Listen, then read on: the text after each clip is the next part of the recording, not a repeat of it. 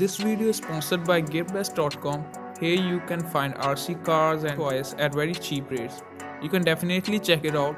Link is given in the description of this video. Don't forget to like this video.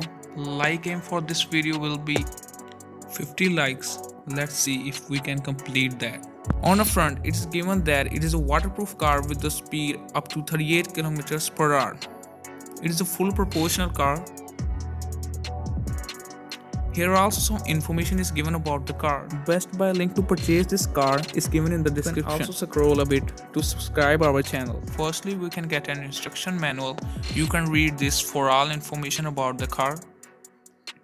The nice thing about this car is that you can get each and every spare part of the car from gearbest.com. So don't forget to check the gearbest.com. Link is given in the description. Here also we find a box which contains charger, screwdriver, etc. Here is a screwdriver and some spare parts of the car.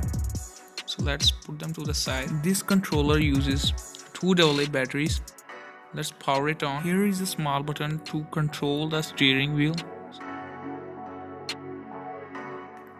There are 4 pins which you need to remove in order to turn the car on. It is actually an hobby grade car, so it can't be concerned as a toy.